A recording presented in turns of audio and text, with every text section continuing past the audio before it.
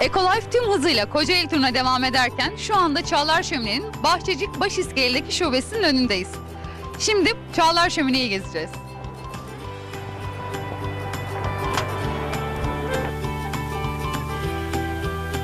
Kaliteyi takip ederek Çağlar Şömine'ye geldik.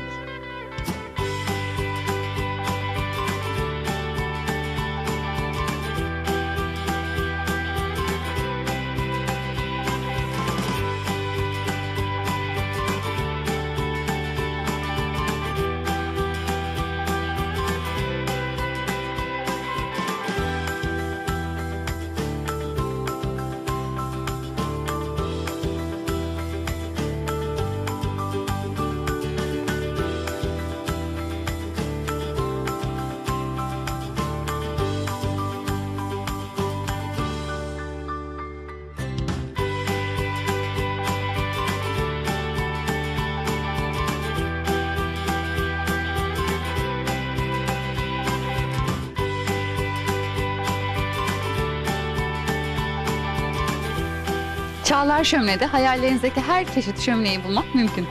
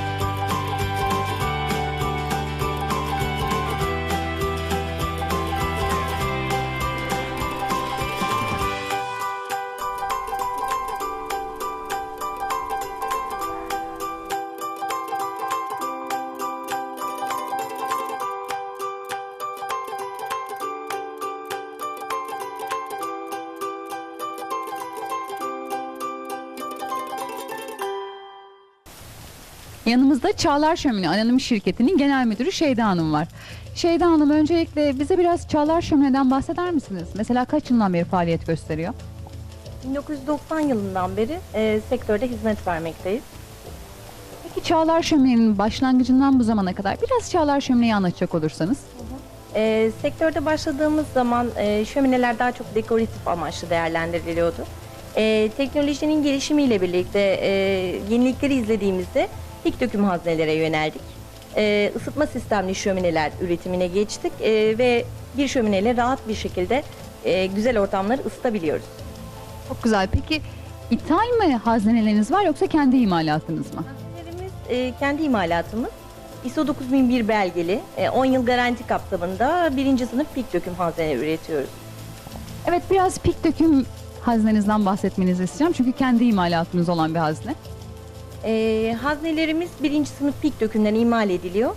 Açık ve kapalı yanabilen iki tip haznemiz var. Kapalı yanabilen sistemlerde kapak sadece kapalıyken hazneyi kullanabiliyoruz. Ebatlarımız 3 ebat bazında değişiyor. Açık yanabilen sistemlerde özel ölçü çalışabiliyoruz. Kapak hem açıkken şöminemizi kullanabiliyoruz hem de kapalıyken. Peki haznelerde kullandığınız markalara biraz değinecek olursak? Türkiye distribütörü olduğumuz Fransız Fontafilamo markası ile çalışıyoruz. Diğer bütün ürünler kendi imalatımızdır. Çok güzel. Fontoflamo'nun Türkiye distribütörü sizsiniz. Evet. Peki biraz da bize ürünlerinizden bahsedecek olursanız, yani Çağlar Şömine'de hangi ürünler mevcut?